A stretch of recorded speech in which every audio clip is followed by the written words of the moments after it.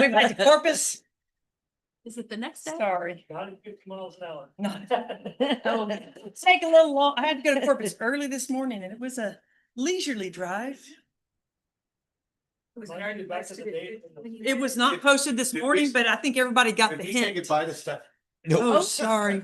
Oh, Stephanie. I think they left. Oh, they left. Thank you. I forgot about them. Poor thing. You have her number? I do.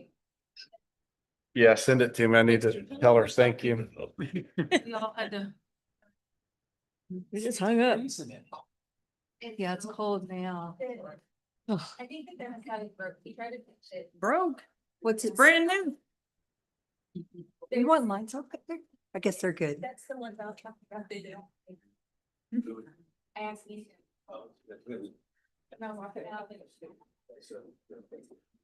Yeah, walk through waving arms or something.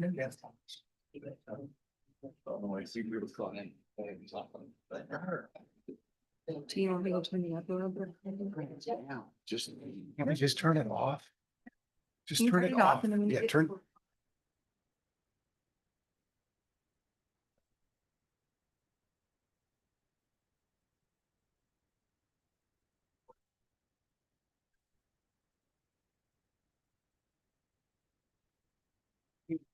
Nikki put the, my city manager report on everyone's desk. Let's see it. Do you guys get it? No, it's there. I didn't get one. It's in the stack. In the stack. Are you ready? Uh, All right, the city council will reconvene into open session. 6:59. Sorry it took so long. All right, the city council reconvenes into open session and may take action regarding the matters which are subject to the above agenda items for closed executive session. Do I have a motion? I make a motion to approve the MDA with KMB Beach Realty with the changes for 50% of the TERS revenue and to limit the hot end sales tax equivalent to what the Texas State Comptroller allows.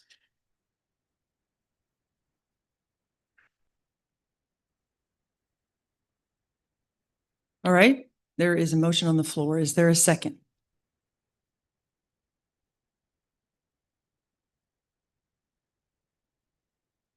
Okay, if there's not a second, then the motion dies.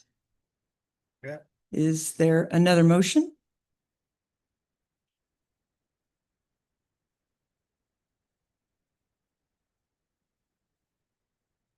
I'll make a motion to approve the development negotiations relating to the Palmia Qualified Hotel Project proposal with KM Beach, including the proposed master development agreement. I'll second it. Okay, there's a motion and a second to move forward with the master development agreement as presented in the packet. Any further discussion? Okay, Fran, please call the roll. Yes. Yes. Yes. Yes. No. Yes. Yes. All right, we're going to move on to the consent agenda. In the consent agenda, there are city council meeting minutes and an ordinance, which is the second reading repealing Article 9 Hotel Motel Occupancy Tax Advisory Committee of Chapter 22 Taxation of the Code of Ordinances, abolishing the Hotel Motel Occupancy Tax Advisory Committee and providing for severability, providing for readings, providing for repeal of conflict of ordinances, and providing an effective date. Those are the items that are in the consent agenda. Does anybody have anything to pull? Otherwise, we have a motion to approve the consent agenda. I'll make a motion to approve the consent agenda. I'll second. All right, all those in favor? Oh, excuse me. I'm trying to do the shortcut. Fran, please call the roll. Oh, like- Yes. Yes. Should I say aye? Yes. Yes. Yes. Yes. Yes. All right, items for consideration 7. That's the first time I've done that in almost 4 years, so sorry. It's a long executive session. Okay, item C, discuss and take appropriate action to confirm the beachfront dune protection permit plan 2620 is consistent with the city's coastal management plan. The applicant is to establish that no dunes exist on the construction site and that no dune permit is required for construction of improvements. Applicants are Phil and Lorraine Cantor. Property location is 5601 State Highway 361, Unit 111. So this is a dune permit, a no dune permit that was put together by the property owner themselves for a property that is fully established and developed in Gulf waters. This is one of those situations where they had a dune permit to build their property. They have flat land. They want to construct a pool and a fence, and in order to do that, they have to have this dune permit in place. Staff went out there, checked out the situation. There's no dunes in the area that they want to build, which is fully shown here. Planning and zoning voted unanimously to approve. GLO has also submitted their letter. We had some pretty good discussions with them about the property as well. They approve as well. I did enjoy all the photographs. He took his own photo. It's very nice. His son is the one that put the permit together with just a little bit of help. You see some blacked out stuff that we removed. But they did a good job. Yeah. All right, anybody have any questions for Nicole? Okay, hearing none, do we have a motion? I'll make a motion to approve PLAN 2026.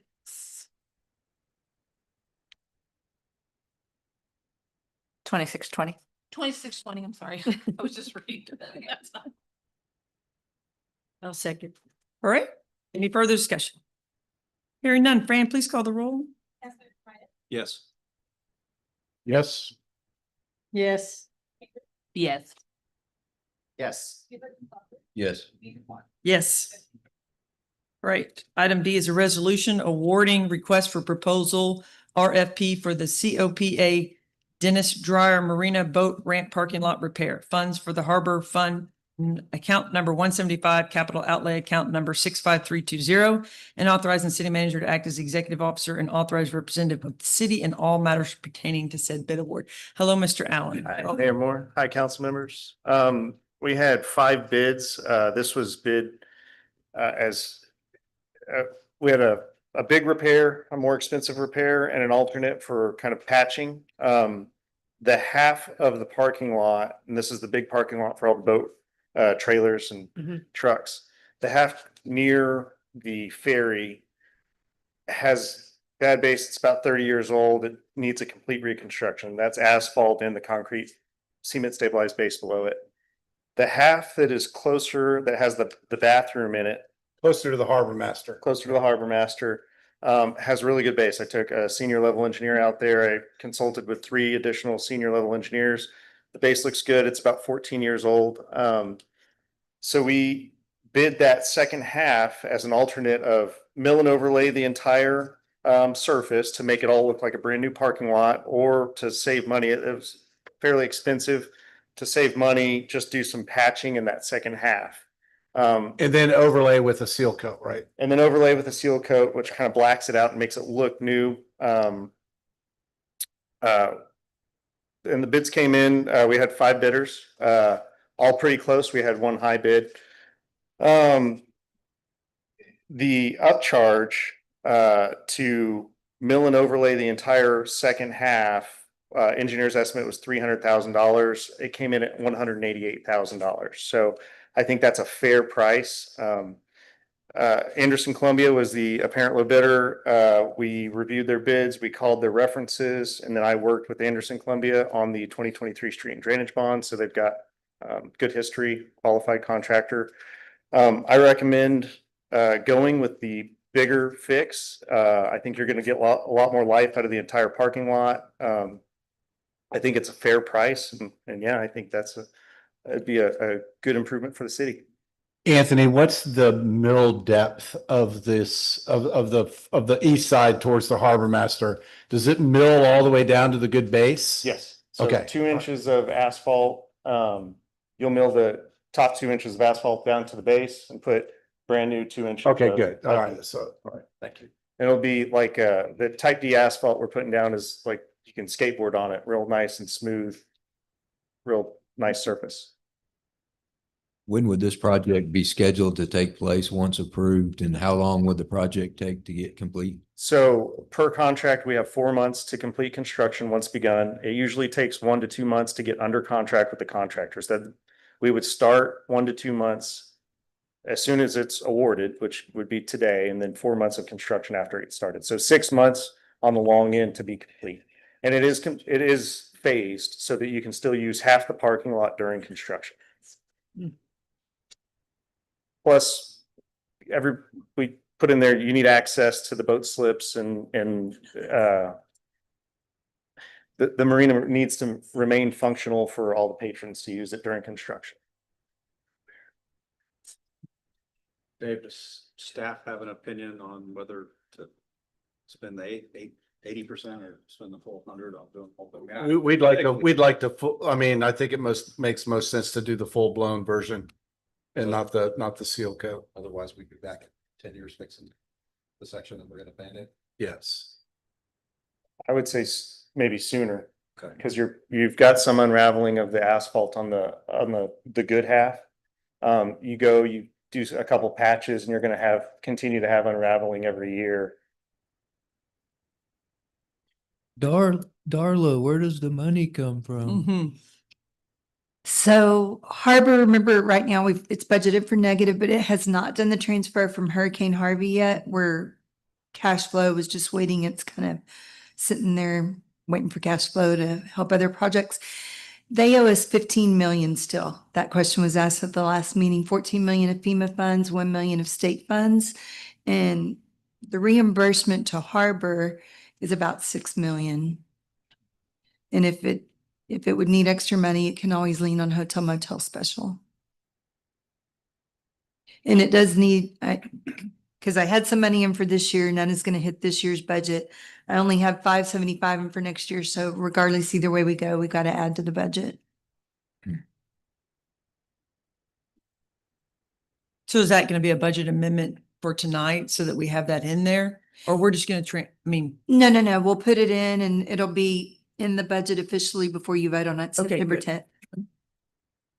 With whatever number you approve.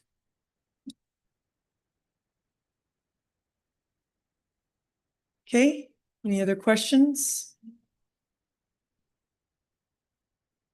All right, do we have a motion? Make motion to approve the resolution awarding request for proposal RFP for the COPA Dennis Dryer Marina Boat Ramp Parking Lot repair to Anderson Columbia Company, Inc. Base bid alt 1. Well, second. Right. Fran, could you call the roll? Yes. Yes. Yes. Yes. Yes. Yes. Yes. Thank you, Thank you. Anthony. Y'all have a wonderful evening. Item E, discuss and take action to appoint members of the Animal Shelter Advisory Council. So we went through this once. We're coming back to try to fill that open position, item 7, or excuse me, place 7, which is the citizen at large. And there appears to be one applicant. Is that correct? Yeah. Okay. Kathy Harsh. I'm not missing anything. There's nothing that came in late. Okay. So I don't know if y'all want to have a discussion about that, or if there's someone who just wants to make a motion. Well, Kathy volunteers about 20 hours a week over there, so I think she's a good person to have. So I'll make a motion to approve Kathy Harshman for the Animal Shelter Board. Okay. I'll second. All right. Any further discussion? Okay, Fran, please call the roll. Yes. Yes. Yes. Yes. Yes. Yes. Yes. Okay, item F, discuss and take action appointing board members to the Nature Preserve Technical Advisory Board.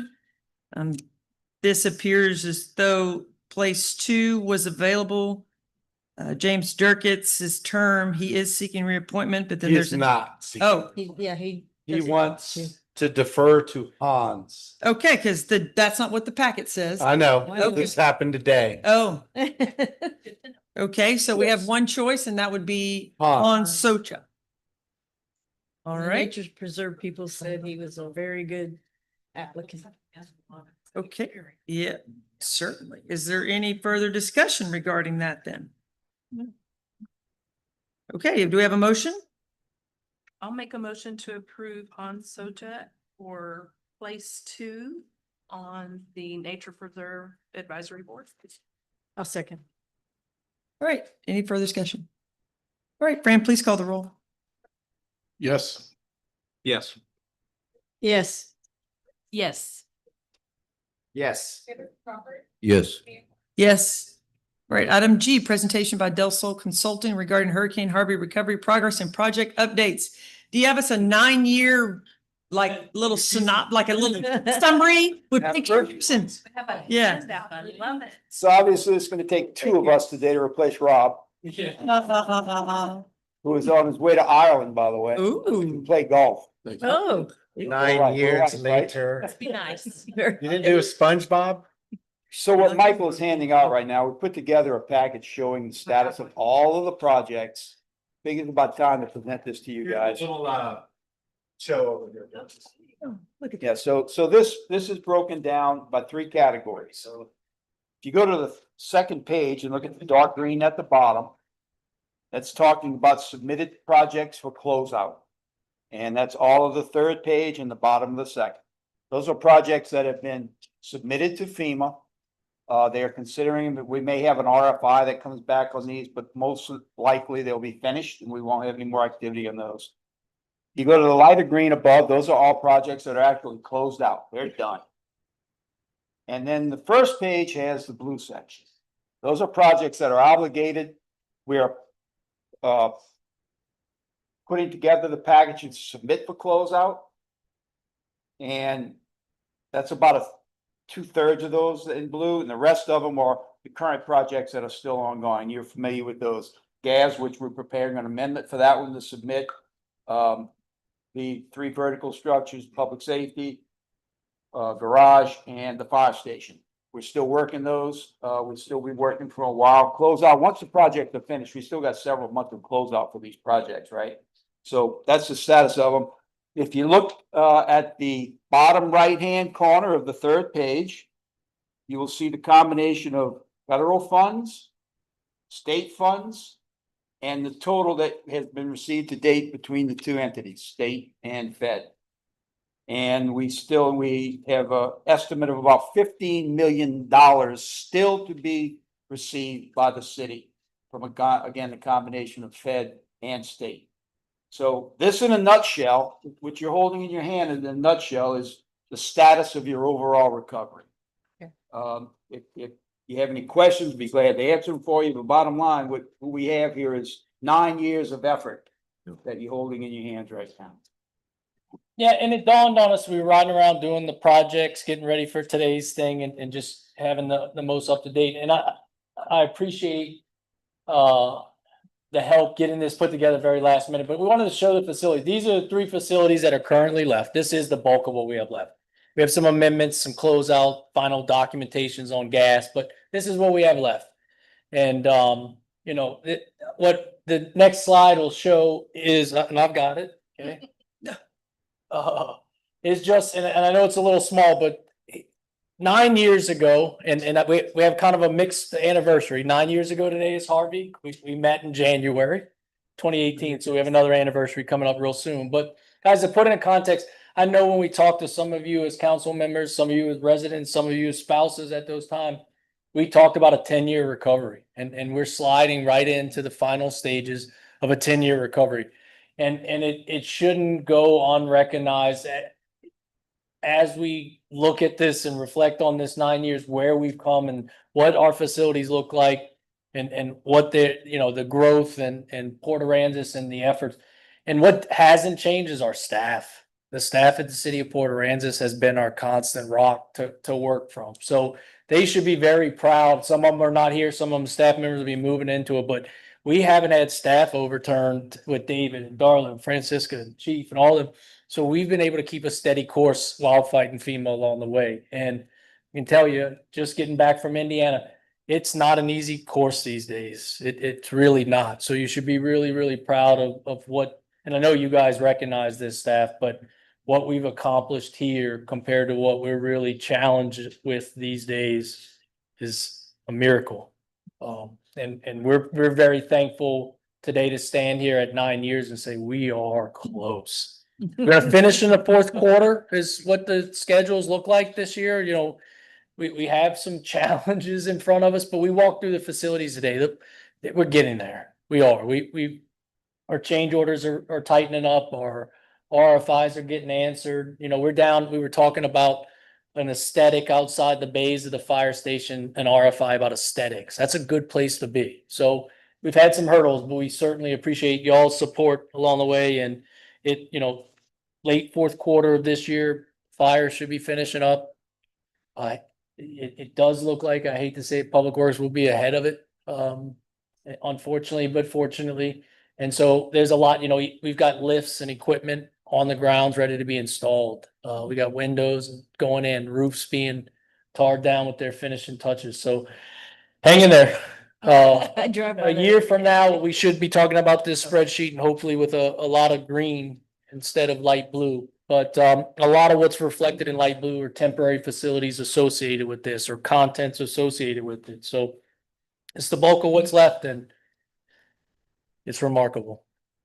I will add one thing. If you notice there's some zeros on some of those projects, because insurance cancels them out. You see that would be. Here's the individual ones. Let me go back to that one real quick. But there's fire, right? This is where we're going. There's public safety. Almost forgot what it looked like. You forget what you were, and for those that went to DC and remembered what we were fighting for, it's hard to believe that it exists that way. But I mean, look, Public Works, and when we're done with phase 2 of the Public Works, the old water building's gonna come down and be parking lot. So, Yeah. I mean, a lot has changed Yeah. and the city looks beautiful. With the additions, you guys, we were out at Harbor last night. It's pretty. The fire station, my first day here was January 21st, and we had a site visit at the fire station with Pete. And when we walked in that building, it was rather surprising to even think that was a functioning building. To see what you guys have today is that building, any municipality in this country would be proud to have that building. That is a phenomenal building. It really is. Something to be proud of. Any questions? Yeah, and I think that's the silver lining of all this, right? We would have never been able to be in facilities like that without a tragedy, which is the horrible way to get there. But it is a silver lining that we've had partners like you guys to help us get there, because without all your help and the staff's hard work, we might have just gone back to metal buildings and things that weren't sufficient. You'd have settled and sacrificed. Right. And the gas system's the greatest example. Yeah. And you'd be paying for that the rest of this city's existence. And in Yep. turn, you really shouldn't have a whole lot to deal with for the next 20 years. For a while. But no, and it's based around trust. Yeah. I said this a minute ago. I just got back from Indiana and these people don't know me from Adam and don't know. We use these as examples, but your staff, your council, your voting public has to trust us long enough to get to that, because we got beat up early on. We did. We got a lot of no's. We still remind FEMA. And one of those facilities, even after all the federal arbitrations and trips to DC and everything, we came within 5 figures of where we started asking. And that's pretty remarkable. And in today's days, it's impossible. Truthfully, unfortunately, impossible. So it's a golden opportunity, and these things, they're bonkers. They're built to hold on. You get to the generator in these things and we got big problems. You're gonna leave us Because better they're than you found us. protected, those generators, it's incredible. Appreciate it. Enjoy tonight, celebrate tonight. It is a celebration time. It was a dark day, but it is a time for celebration for sure. 9 years ago, Kelly had brought over brisket and we stashed it in the Civic Center. but we cut one in half and smuggled it over to UTMSI where the ride out crew was staying. And we had a case of Heineken and a half a brisket from Mac Daddy's. We were just over there. That was our dinner. Until the roof collapsed and the windows blew. in. No. It was late. I still wish I had the trash can that Rick threw our proposal in. It's a monumental moment for, Really? but there's a lot of great memories to be shared, even some good trips. So we appreciate it. This has been the best project I've worked on. And most enjoyable. So thank you all for that. And everybody looks exactly the same as we had 9 years ago. Yeah, I promise. Thank you. Thanks, guys. None of us believe. I know. They're so cute. Okay, all right. Item H, presentation and review of investment reports for the quarters ended March 31st, 2026 and June 30th, 2026. Ms. Darlow? You have both investment reports in your packet. The March 31st report, the interest rates ranged from 3.69% to 4.24. For the June quarter, they were 3.64 to 4.23. The investments pools fell a little bit. But if you have any questions, we're mainly in the pools. I think that's great. That's good. That's good rates of return. We can use that for other things. So all good. Thank you for investing wisely. Okay, we have a motion to approve each quarter report. Get back to it. I'll make a motion to approve the investment reports for the quarters ending March 31st, 2026 and June 30th, 2026. I'll second. All right, any further discussion? Hearing none, Fran, please call the roll. Yes. Yes. Yes. Yes. Yes. Yes. Yes. All right, item I, discussion and possible action on the proposed fiscal year 2026-2027 budget. So, we had our meeting on the 12th and I have, it was discussed that pretty much everyone wanted to go to the voter approval rate of 0.222577, which gives us $664,000 more in revenue. So I did redo the revised, back on page 103 is the, what the general fund would look like if you took that revenue in but did not change anything else within the budget. It would give us, if we spent everything next year in the budget to the penny, it would give us approximately 4.3 months of reserve at the end of the year.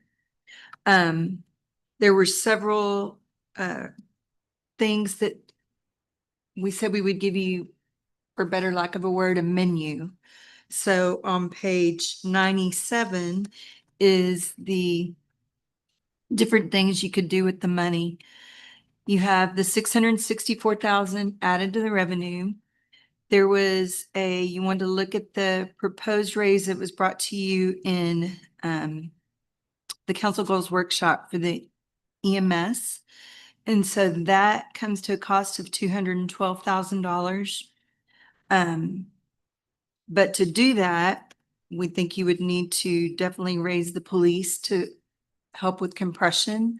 So we have other pages in there that show the salary costs.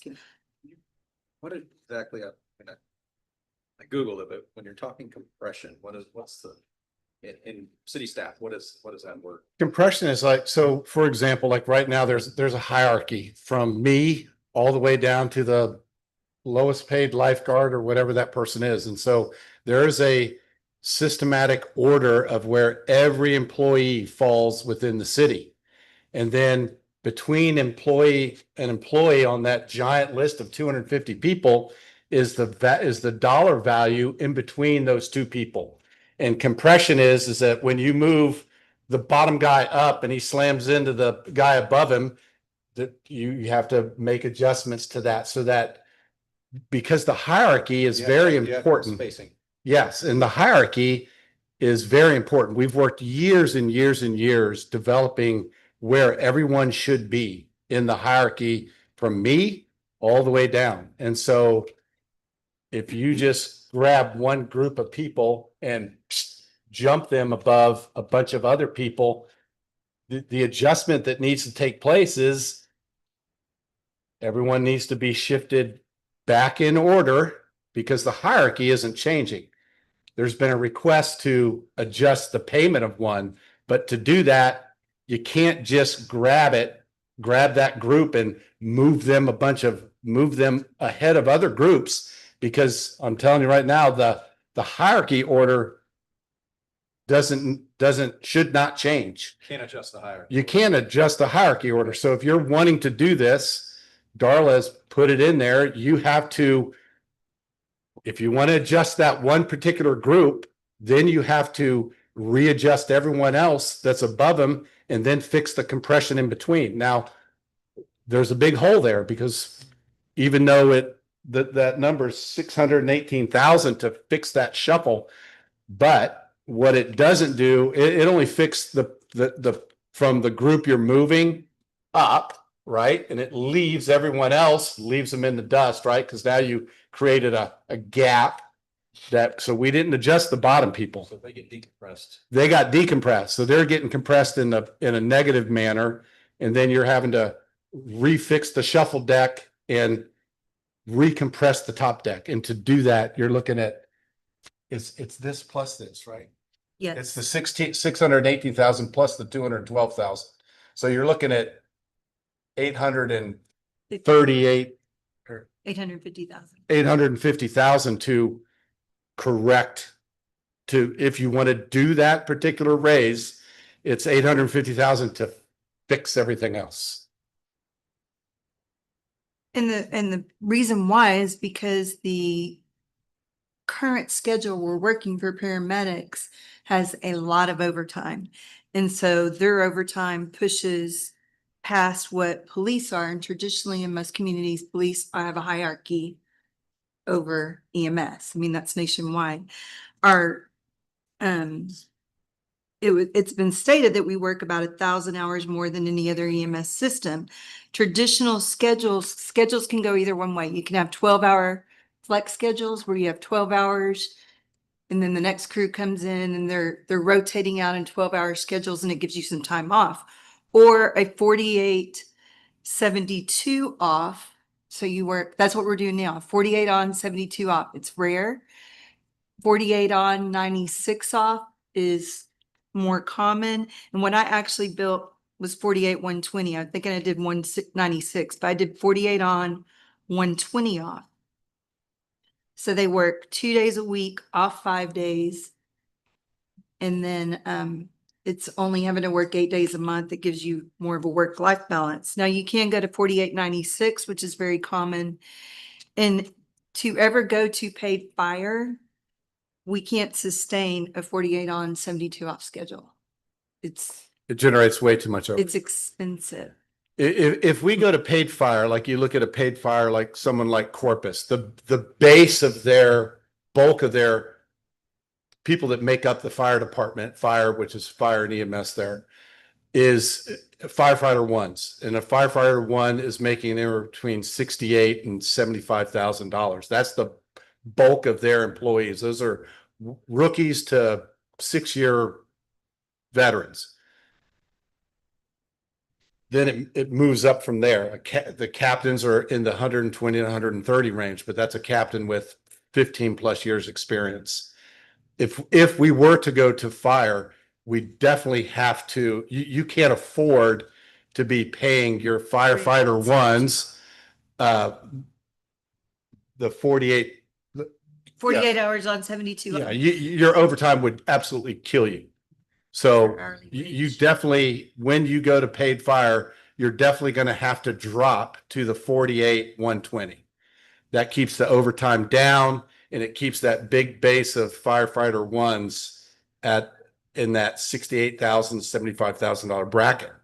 Granted, they still get some overtime, but it's nothing like what we're seeing now. But that's in the future. But Not 48.96. You would have to go to 120. Well, what I built was 48,120. I was like, I did- So when you say I what did- I'm sorry, I didn't mean to interrupt, Darla. No. When you say that's what you built, so on this page 98, that's the third section correct. where you Yes, ma'am. said live, work, balance or whatever. That's the right. 48,120, right? 48 on, 120 off. And I did build in a little extra to have 3 crews on some weekends. Because there's some weekends where I believe we're running 3 crews and not 2. Memorial Day and Labor Day and the 4th.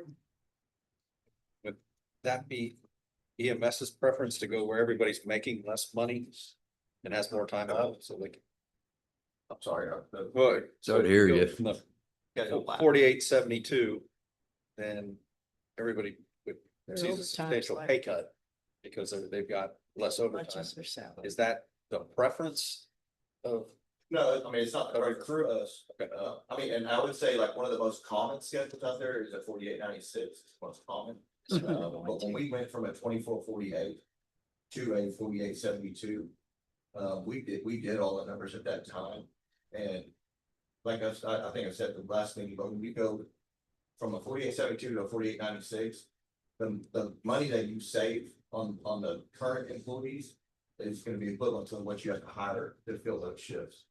Because you have to add 2 people too. You can't just go to a 48.96 and that's. No. We Oh, no, yeah. no, this is adding 4. That's that This is four- taking us from 10 minutes to 14 minutes. Yeah. I just And know it if you only walk in costs tomorrow and say, hey, you're about to take a 36. 35% pay cut. Yeah, everybody's going to quit. Well, I mean, that's the whole point. You can't argue that we want more money because we work all these extra hours and we suffer for that. But then when the offer is made to you to reduce your overtime hours, you say, no, we want the money. So you can't argue both sides of the coin. We don't want more money than somebody else. Well, that's what you put in your presentation. That's what's on your flyer. No, it's just hours up in work. But the whole argument is that an hourly pay is an hourly pay. You have to look at It all depends on- you have to look at the total compensation. Yeah. Yeah. We got a big one. Yeah. Right, but comparing our hourly wage with the ones that do not work the same amount is Apples to oranges. somewhat apples to oranges, because at those services, they're not getting the overtime. So when you go to their 23-hour dollar an hour rate, the budget can't sustain that.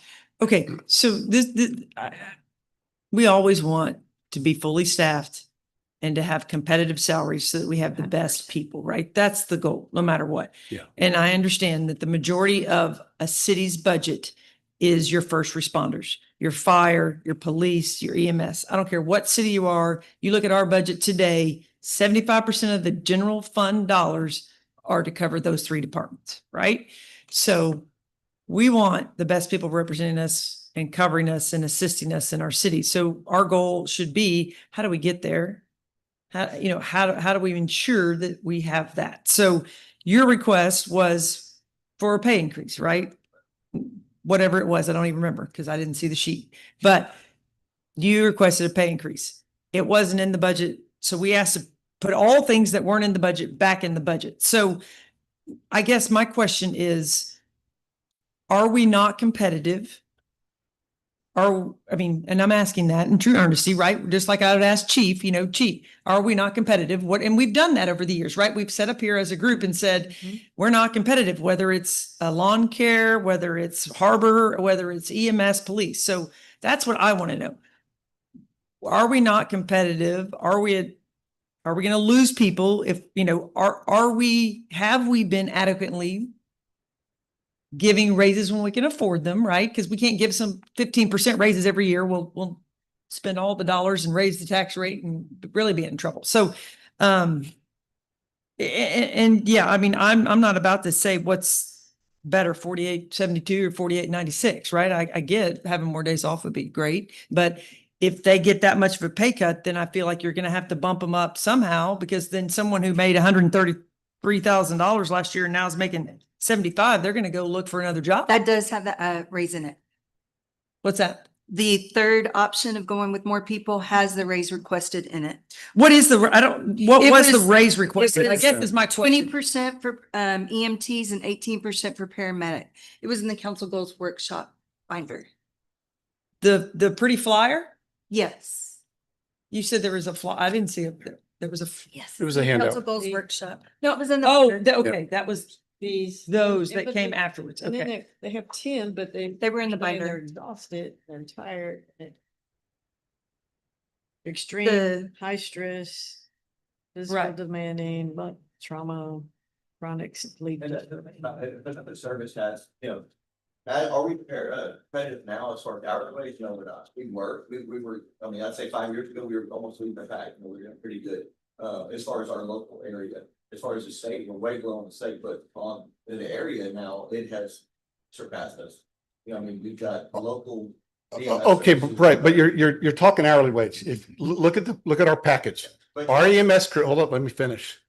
Our EMS crews are the highest paid EMS crews in the coastal bend. Because. Take home pay. Because of No the one's even close. overtime. Yes, Right. Okay. they're not even close. We have the highest paid EMS crews. It is the most sought after jobs in the coastal bend. You will not be losing anyone, trust me. When you only look at this from hourly wage, yes, you can make the argument that they're the lowest, but you can't look at it as hourly wage. You have to look at their take home pay because they are It's willing to scheduled. work those extra hours. Well, it's scheduled overtime. Yeah, this is purposely scheduled overtime Right, pay. right. So look at their yearly salaries. They are the highest in the coastal bend. They're not going anywhere. Everyone wants to work here. That is the bottom line. And the first cost of those three columns, the first cost is they are getting a 3% step increase like everyone else in the city. And the last time everyone got a more substantial raise was in 2024. 2024 Right. EMS also got the I 8.17. was I gonna went say- back and looked at an employee. Pardon? I think it was 21 was the big one that we did. You got it? Yeah. Nobody got a raise in 21. There was a freeze. Mine- It was COVID. I did a list of, I went and looked at EMS employees and they got a raise every year, except for 2021. And no one in the city got a raise in 2021 because we froze the budget. Well, yeah, well, there's a lot of things that happened. Yeah, that it was COVID. We weren't sure where we were gonna, we grew.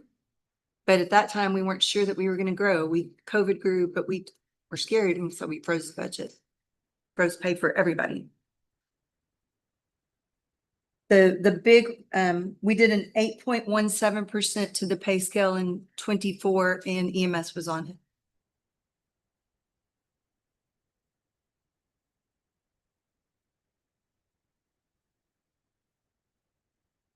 Okay. Was there adjustment last year? 3% for 3%, everybody. this- okay. Mhm. Sorry, my 22 was their big rate 23. for the city. I think there was a big raise in 22 and that's when y'all came back onto the scale. And y'all got a raise, but 1.6%, I think. and 1.7. it was that, the rest of the city got what? I don't remember. Maybe around 15, but the overtime, when you looked at it, we were gonna lose, we would have been in this situation back then with our police officers. I mean, morale for police would, It's Really the good. hierarchy, the remember hierarchy right this. now Yeah. is right where it should be. That is my recommendation, is that the hierarchy and the compression is fine right where it's at. We're not losing anyone. They're the highest paid EMS crews in the coastal bend. And the recommendation is 3% for everyone. What about the additional 4? I mean, Daniel, do they need more man, woman power? That's it. Well, you just heard it. Right. They're not interested in going to the 4 extra people and dropping all that OT. They don't want that. So I'm But- sure they want to stay right like it's at right now and take the 3%. Well, because But that's what they're used to. If they had the additional 4 though, would they still be the most desired, most sought after positions with four more people. No, then it starts to drop at that point because, Well, no, I get because the- you're I get the looking pay at, scale does, I guess, because there's not. look at much their overall overtime, but package, right? Overall draw to the position with that, with four more people coming on the staff, would that defer? In other words, we wouldn't be able to Yes, I think fill it those would. 14 positions as easy as we are at the 10 right now with the workload that they're handling. Probably would. I mean, we have, how many part-timers do you have right now? And we got a couple more coming on. I mean, we get part-timers anytime we want them. People, you know, come over here for 24-hour shifts. You just have one full-time if Veracruz quit, right? Is that gonna be your only full-time? Yeah. Are y'all full staff, Dan? No, he did, yeah, I was gonna say that he just had one. Okay, well, I mean, that clarifies certainly the process and the thinking, you know, behind the overtime and the hours and how all that works. I don't know how far paid fire will be. Right. But I think that that's something that's probably gonna be. I mean, I would think certainly probably within 10 years, maybe sooner. Well, and then, you know, you usually run with 6 on staff. Fire needs 2 in, 2 out, and then you have the 2 medics. And fire would probably do your backup calls. If they had to leave, then you'd have to still do a combination usually of paid volunteer. Sure. As most smaller communities do still have some volunteer staff to back up the fire, but you know, that's a whole thing to dive into. Yeah, no, Yeah. I'm just. How It's many not a- EMTs do we have that are also volunteer fire? Out of the 10 of us, I think there were 7 that we put through school and that volunteer fire, and else was 6 we got. But aren't most of the fire EMS, don't they have to serve 2 years as a fire? In the fire department to be fire EMS? I mean, that's what some of the other cities do. I mean, they require. I mean, it all depends, like when you have a volunteer system, I believe that fires, you don't even have to have certification for the volunteer fire department now. Oh, but volunteer. Yeah. Right. So all of the EMS guys that are fire, they've all got, they're all TCF, they're like fully certified. Yeah. That are currently. So some of your EMTs are also helping put out fires too. Yes. As are some of the lifeguards and, Right. I mean, A lot of multi. We have Well, a beach street worker in there. yeah. Well, if we, I mean, there's, you know, we've got a 3% increase here and then a 20%. Is there not anything in the middle that we, I mean, or just, I'm. I mean, if you look at It- the salaries in the top, they range from 86, and I say salary because it's scheduled. 103 up to 113, 86 to 113. If you flip back to page 100 and look at your officers, you have 2 that hit 117, 124, 126. The rest are ranging anywhere from 80 to 95, and that has overtime in it also. I got 10,000 per person overtime in there because they're looking at 10 to 15,000. And these numbers Averaging. are entire package No, ma'am. or just wages? Just wages. Okay. Both of them, because on this is like just gotta be. I build everything by Excel to the hour, and I've got your W-2s from last year. Well, I'm saying what we're requesting. Mhm. So current pay, like you have. This would jump up. To the difference with that. Yeah, because it shows Rand's is like 102% right here. Oh, Rand's is fast. But then I don't know. if that's- also, Rand's are EMS. But I went by what your council goals workshop was an 18% adjustment and a 20% adjustment. It was 20%, 14, So they have a plaque. was 20% and 18%. And so I took your pay scale and moved it up 20% and took this pay scale and moved it up 18%. Okay, I worked with your current pay scale. I mean, I Okay, understand. that's not what you put in here, so. It's overtime higher than. So you would take them at step 3 and you put them back down to a step 1? That's not what we usually do. We usually keep them at 3. Right. Well, this, so they're current. 1,000. I just did that over there, so, yeah, for those. Well, usually for your step 10, you go to step 10. Your 3, you go to 3 at the new pay scale. That's 16. This would extend the life of the pay scale, we're not getting better.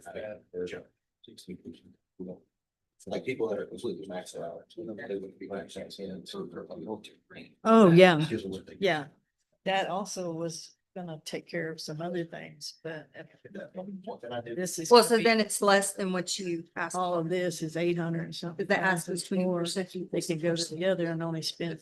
Well, that's, you know, I know we, went to my workshop and just went away on that, something, but we said, so I. but they also say working on overtime, they're exhausted and they're stressed out. And so that was just. No, I understand. But there are other there- things too. No, I understand. We talked briefly about a human resource director because we're up to 231 employees last week. And we have those job duties on the city secretary. She estimates about 80% of her time is human resources, with only 20% being city secretary. Typically, you have 1 human resource person per 100. That comes to a cost of 138.5. That is loaded. That is with benefits. As is the school resource officer is loaded with benefits, but that is at the rookie level. Would they take a rookie and put him at the school? Probably not. That's not what, but maybe they might take someone else and substitute him. So those are the things on the menu, if you have that, kind of what y'all had asked for. What I gathered was asked for at the August 12th meeting. And then I also put in page 102, just for you to see a history of the tax rate. I only went back to 2002, but in 2002, we were at 44 cents. This current tax rate would be 22 cents, which is in half. Oh.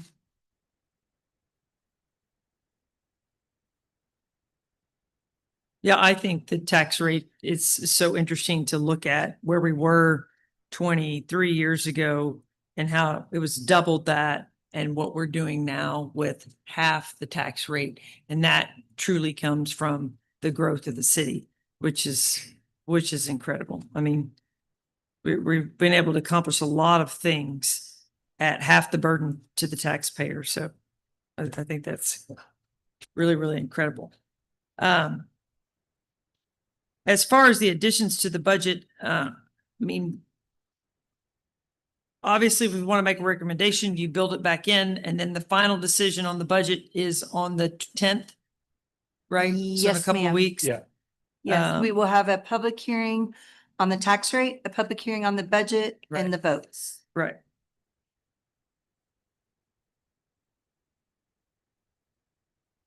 But those are the only things you did to adjust the budget from the 12th to today. Yes, and the harbor will have an adjustment due to what was passed tonight.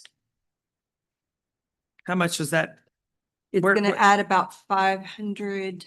So does that negate anything we would want to add? I mean, if we, No, this is just, what you're looking at is only general fund. okay, because you're saying all of that's going to come from the revenue funds, the enterprise funds, hot Yeah, tax, all that. Okay, good. right, has nothing to do with your tax Right. rate for that. Yeah.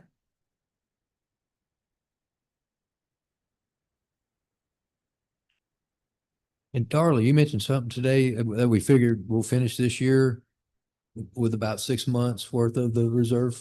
We should finish, yes, When we finish, close out. probably a little bit better. I'll know in about 2 weeks when I get the sales tax figures. They'll come in the second Friday of September, because we still have 2 months more of sales tax and they're big ones.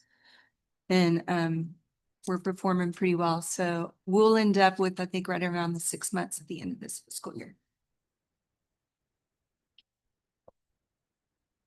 Okay,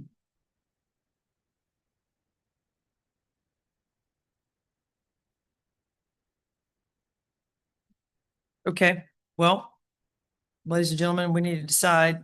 We are getting an extra $664,000 in revenue to the budget, which will bump up our approximate reserves to 4.3 months.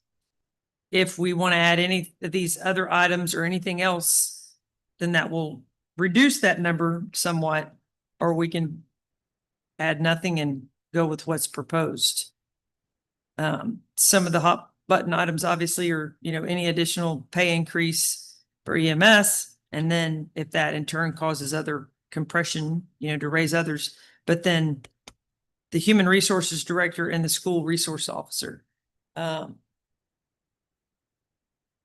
I certainly see the value and the need in adding a human resources officer because we are a company, if you will, that's got 230 employees.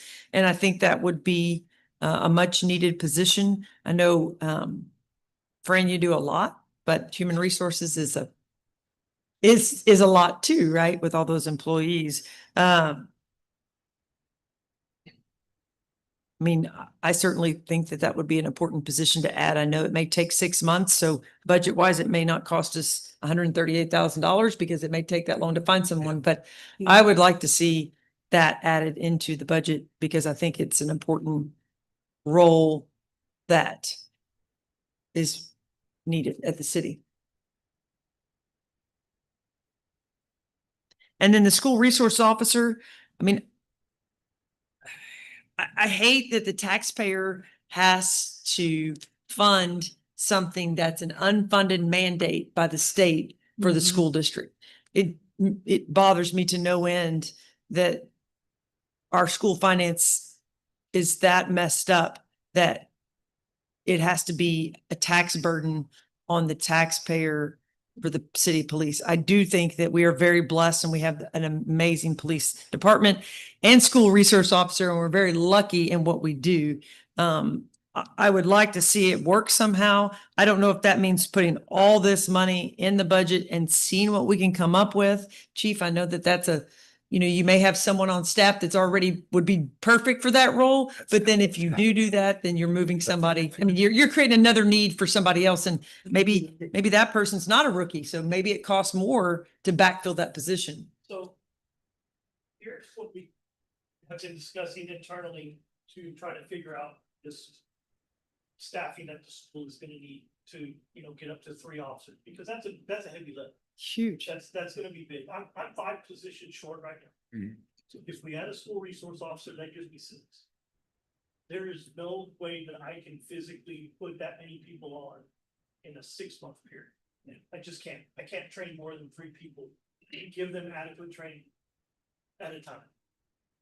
And trying to do 6 in a year, I'm gonna kill my training officers. Only got a handful.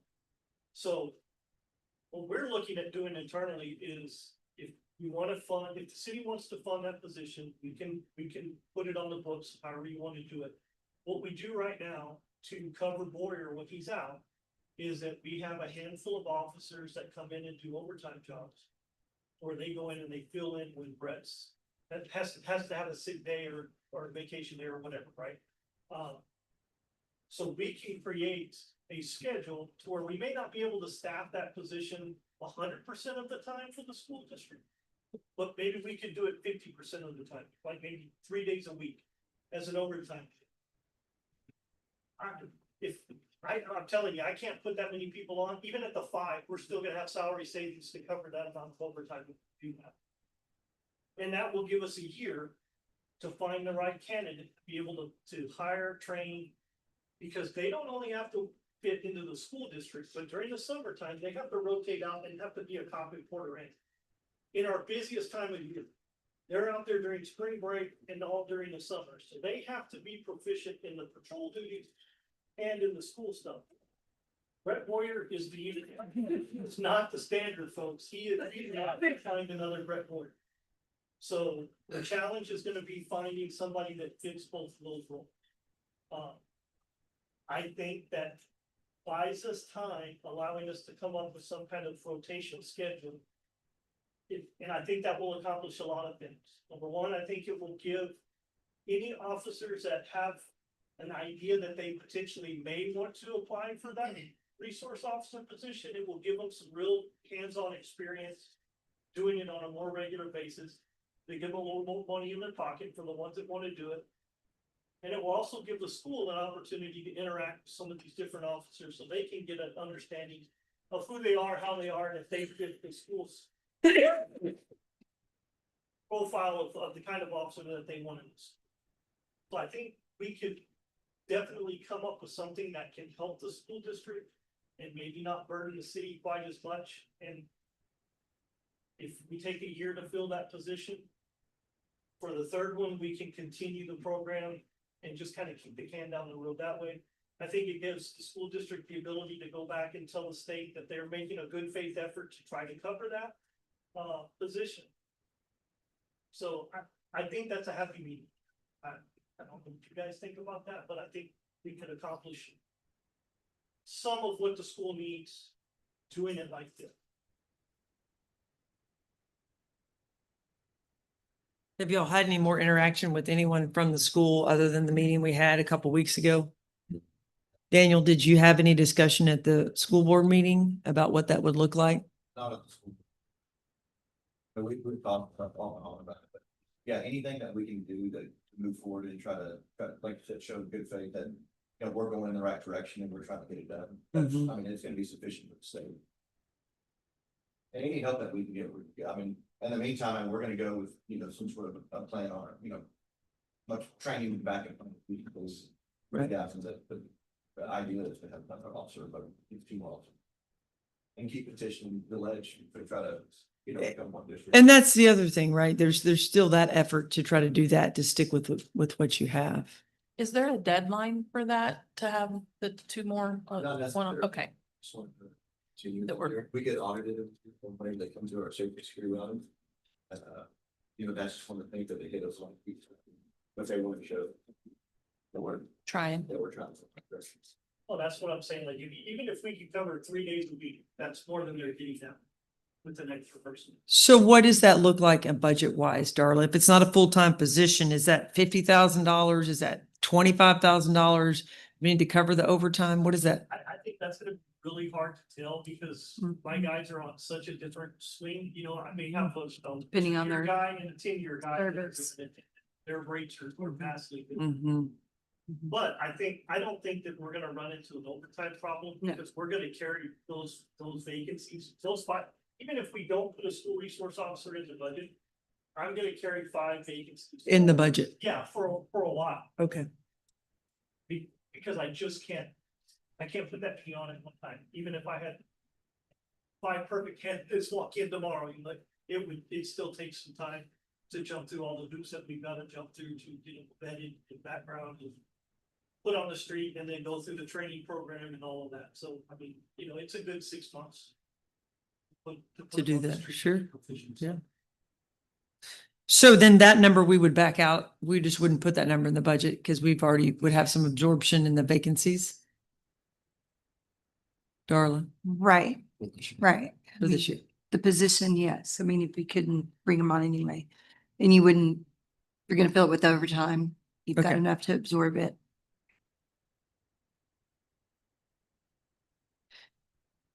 Okay.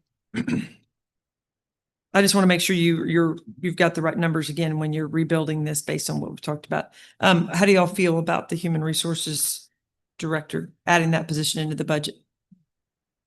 That part. Good with that 12%. Yes, yeah, 20.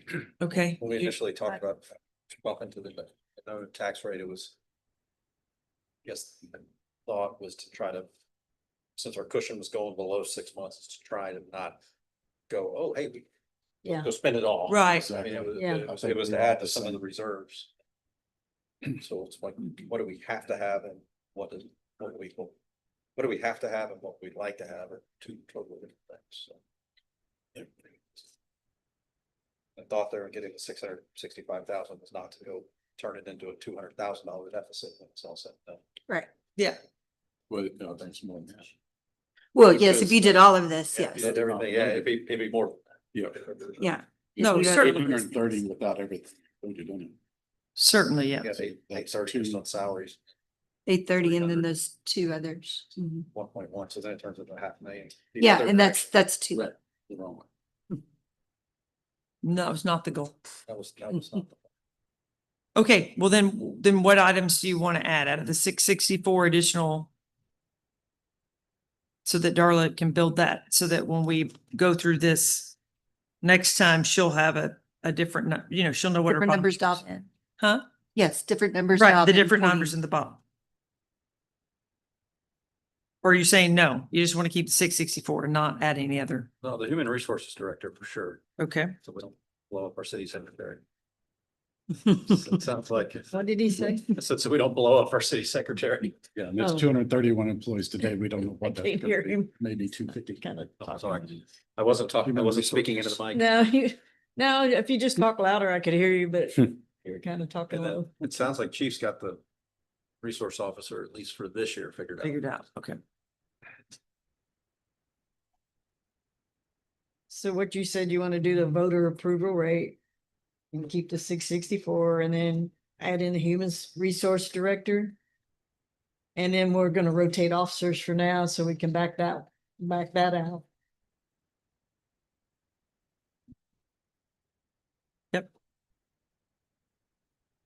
That'll put us at what, 4.2 months of reserve? It 4.1. puts you at hundred and really need 26 to- days of reserve. What's that, 126? 4.00. Yeah, something. Mhm. Yeah, 'cause But we that is really if need to you- build our reserves back up. If you spend everything. And I think you will end up better than this at the end of the year. And I Yeah. think next year's budget will come in looking closer to the 6-month reserve. Well, it should, because we should have a lot less in capital outlay. We will. I mean, this Yeah. finishes up your animal shelter and every building in the last 10 years has been touched. Right. And every, not just building piers, and the parks and different things that are in the future are not general fund.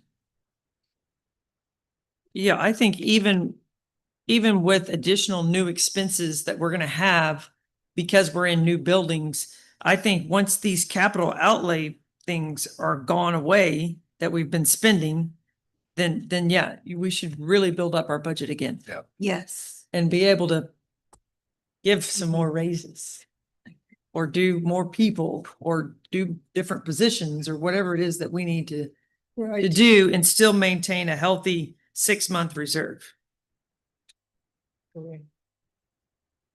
I know it's not budgeted, but we got that washout and some other things that we'll have to be contending with. The too. washout can't come from washout. general fund. Yeah. We'd be way broke. Yeah. The washout we have in Hotel Motel Special, and right now we have 1.2 million in it for it. And that. But that- different fund than. It's what a different fund. It doesn't go against our tax rate. But it's a big number. Yeah, It's a big hole. And it's a big hole. It Can we is. ask for help? We are. I'm guys. meeting with, Kent Britton on the 31st. Oh, good. I don't think it should just be up to that. No. Yeah, because when you look back on this Big project action. list that Del Sol presented tonight and you look what we spent on the bulkhead project after Hurricane Harvey, that was not a small amount.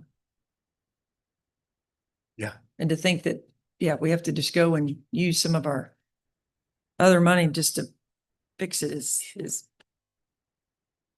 not a good feeling. So, okay. All right. Any other changes or additions for Darla to include?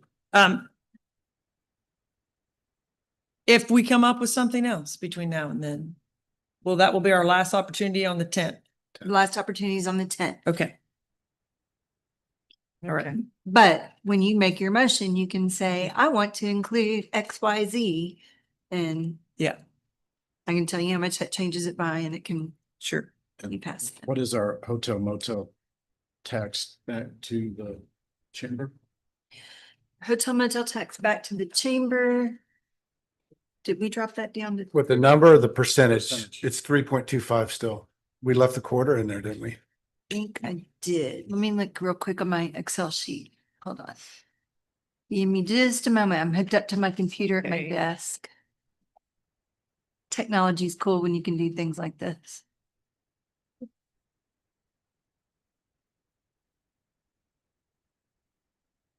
It is still at the 3.25. So if you want to pull that down to 3.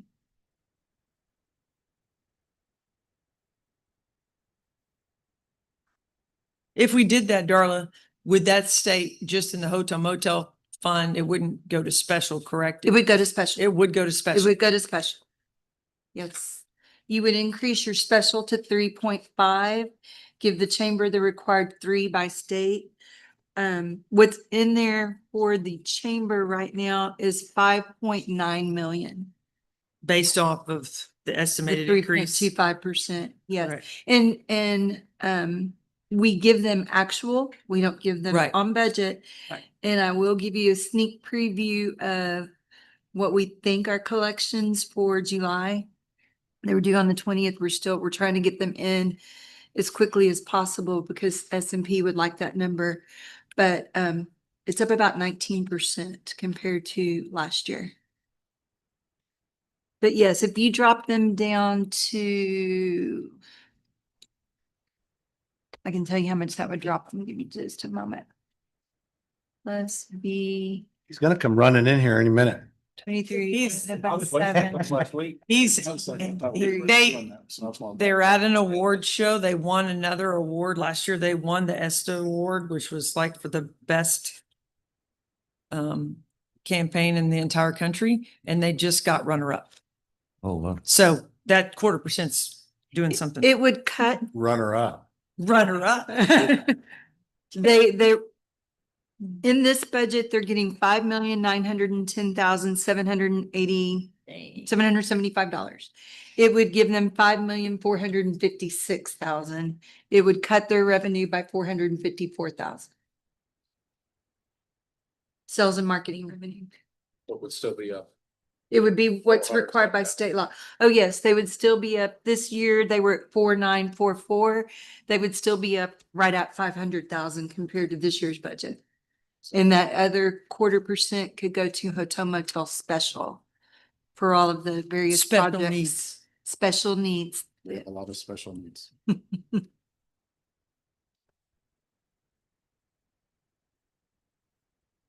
And that change could be made and, if you give me consensus to change that, I will change that and have that in your numbers for the 10. And that 19%, Darla, that's in July. That doesn't include that 2% venue tax, correct? Yes, sir. That's 7% compared to 7% from last year. Apples to apples. Mhm. And it may end up being higher than that. Yeah, that can only go to our project. Yeah, the venue, we got. Yeah, the venue tax 2%, and right. venue- I've already pulled the 2% Right. out. Mhm. And I think we're gonna collect between, our collection started in February through September. I think we're gonna get over 3 million in that bucket.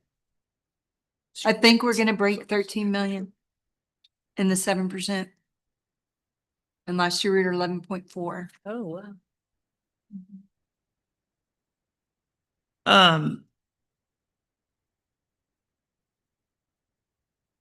The funds that we have allocated in the past for the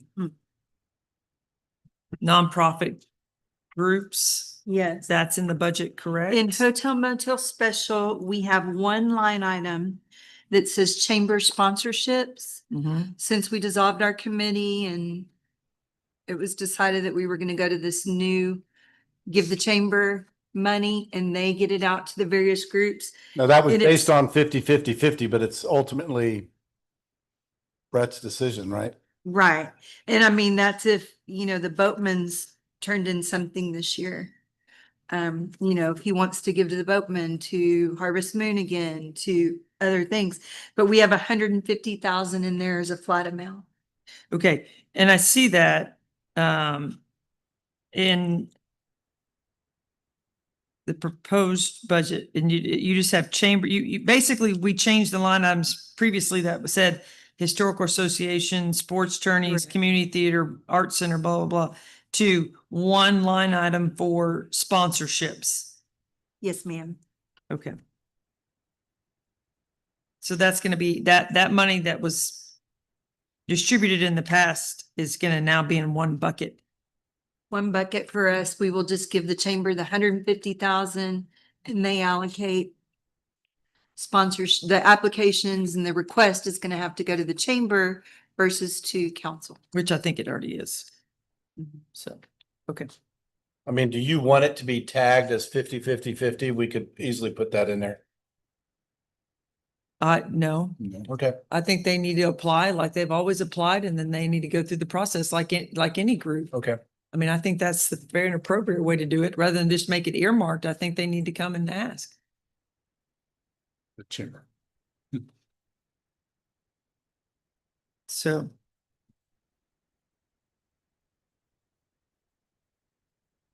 Yeah. I mean, that's the way it was done years and years and years ago, so. Except they didn't have the extra money from the city to fund it. They just funded who, you know, based on the individual who needed marketing and sponsorship support, so. I think that's a very generous number to give to them to help people support their marketing and advertising.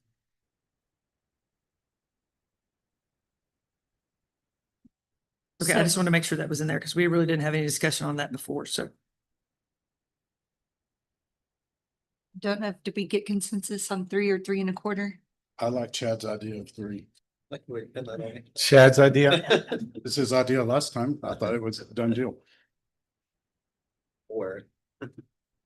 But So that's 2.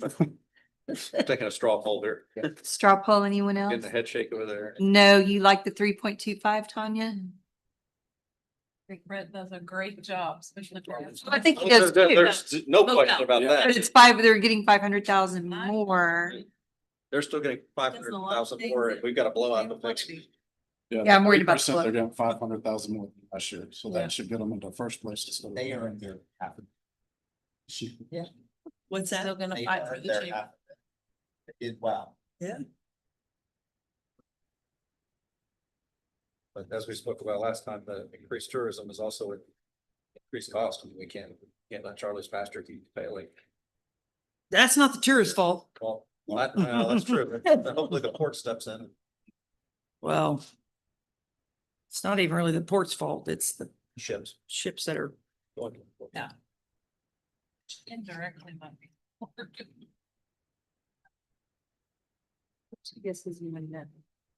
if we do it this year, I think that that's fine, but I don't want to set a precedent to say that now that's the new norm. I do know that we have a lot of things that we need to pay for as a city, and there are not many piles that we can pull from. And that is one that, you know, we have a little bit more flexibility. So I don't personally see a problem with pulling some of that back. I do think that they do an outstanding job and they spend every dollar wisely, and it's shown, and there are people coming all the time. But so if we make that decision as a group, I think it needs to be revisited every year and not become the hard, fast rule. I think there's been times that they pulled it back to the 3 and then went back up, we've done that. There's historical record of us doing that as a city. Yes, when I got here, it was 3. I know it went up to 3.25 when they were working with a potential qualified hotel project. I think they were working with the conference center. I remember we gave them that 0.25, then we pulled it back down to the 3 when that went away, and then we went back up to the 3.25. So I don't expect we're gonna have 20% growth every year either, and there's gonna be years where they're going to need the bump.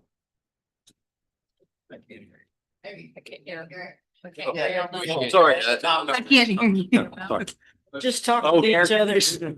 I was about to say, because normally we hear each other fine, but no, I said 20% growth, that's been a huge windfall this year, right? So even with pulling back to 0.25, they're still getting a $500,000 raise.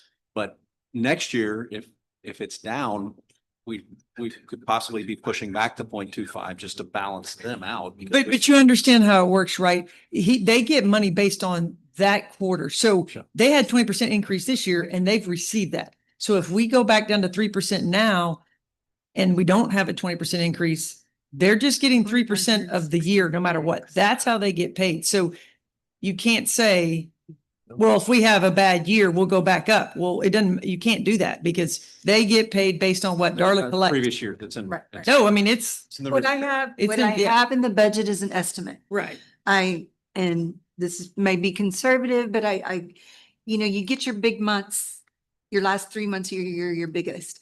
I look at actual from the prior year, then like the last 2 months, I try to keep them relatively flat for this budget. What we collect in August will not be flat. They're going to get more than this 4.9 million this year.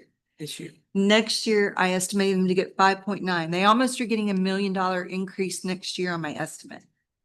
They're gonna get closer to the 5.9 and what they actually get this year.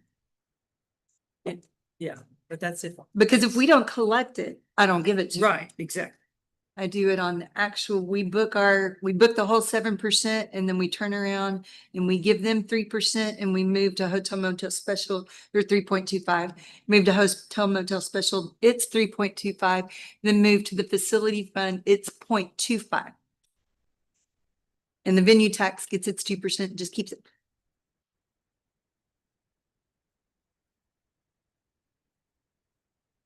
I still think it's fine to do. I just want to make the point. They get what's collected. So if But it's they, off, they it's probably off. built their budget on the 4.8 and they're gonna get 5.4. Absolutely, yeah. But even though I put that number in the budget, I have to know what to give them. Do I give them 3% of actual collections or 3.25% of actual collections?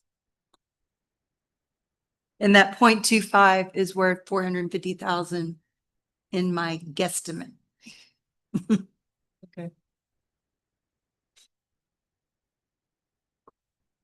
Sorry. Okay, so what's the straw poll? So Darla knows what to do. Who votes to keep the 0.25 in? Was that, I didn't see that, Mayor. Was that a half hand or what was that? Dale? No?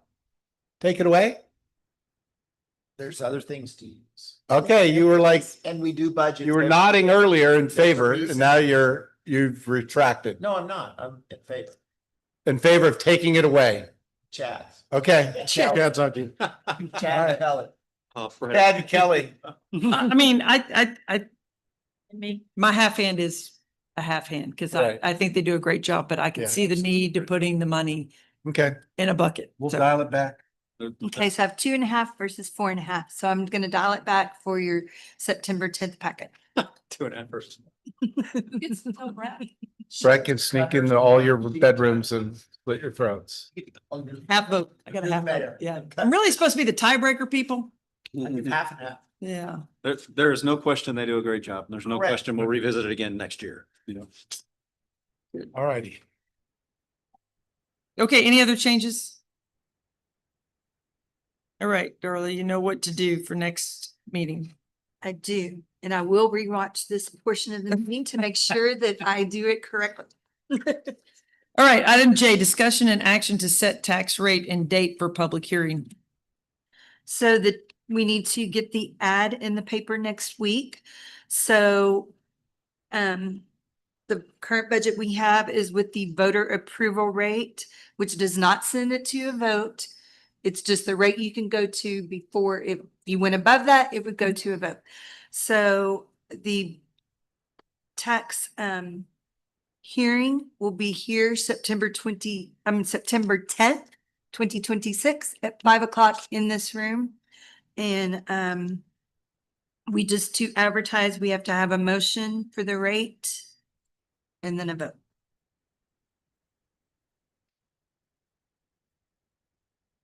And the calculations of how the tax rate is calculated is in your packet, as is now required by law. All right, do I have a motion? Yes. basically the middle of the background information.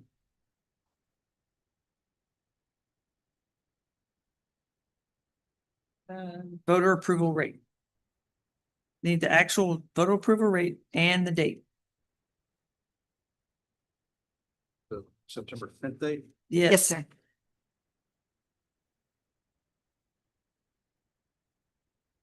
Into the microphone, sir. Motion to set the proposed budget with a tax rate set at the 0.2257 per hundred. This is the voter approval rate and will be advertised as a tax increase. This is a tax rate increase from the 2025 rate of 0.201612 of 0.020965. The public hearing for the tax rate and budget will be set for September 10th, 2026 at 5 p.m. in the Civic Center meeting room at 710 West Avenue A. Okay, I'll second. all right. Any further discussion? Hearing none, Fran, please call the roll. Yes. Yes. Yes. Yes. Yes. Yes. Yes. All right, we are moving on to the city manager report. Okay, non-FEMA project update. Start off with the Civic Center City Hall renovations. As you can see, we're doing pretty good. We still have a small punch list on this side. Like, for example, today they just got the blinds in. One of the blinds has a little rip in it, so there's still little tweaks that are being done. We're still working on some of the IT on this side. So there is a small little punch list going on the Civic Center side. The courtyard is under construction, so that is kicked off. On the exterior, they're working on the EFS application along the old, so the old EFS is being scraped off and reapplied. So you're going to get an all new, the EFS is going to look 100% new on everything except for the kind of the sections on the backside that you can't really see. That was a repair and a repaint. So the EFS is underway. The city's move out of the old admin went really good. Gateway came in with a really good crew, moved us in a day. We were moved in one day. So I don't know, a bunch of you have been in the new admin wing. So we're all moved in there now. The old admin is fully getting gutted right now. So some walls being moved, new doors, new floors, repairs to drywall, repairs to grid, new vents, new electrical sockets. So everything matches. It's nice and white, and then it'll be new paint to finish it off. So that's probably a 3-month gig. Where so far we've been in there 2 weeks and the citizens are getting used to it. So it's working as good as it can. And then we'll be back in probably back in there probably late November, early December. So that's going good. The streetscape and venue project is moving nicely. Design is underway. We've been getting plans to EDSA.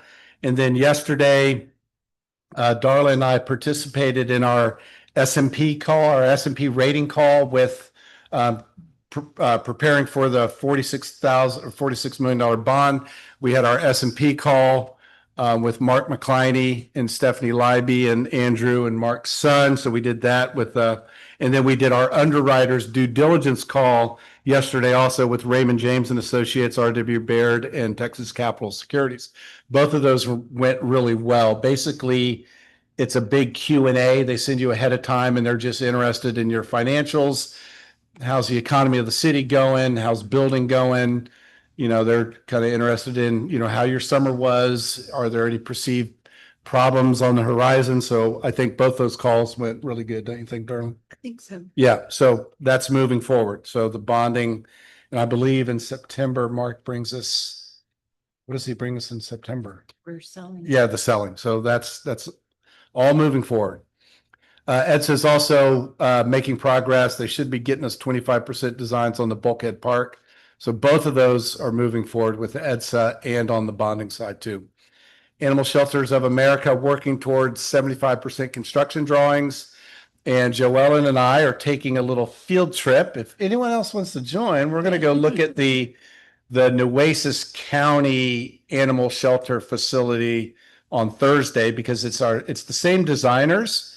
And we're probably going to be getting a bid from the same builder. So we're just going to go scope out how the construction looked and just get a feel for any traps that we might be falling into. So we're going to do a little field trip on Thursday. Lifeguard building slab poured last week and they are starting to go vertical. So that's exciting. Let me do the rec center first and I'll jump to the memorial. Rec center going really good. It's progressing on schedule.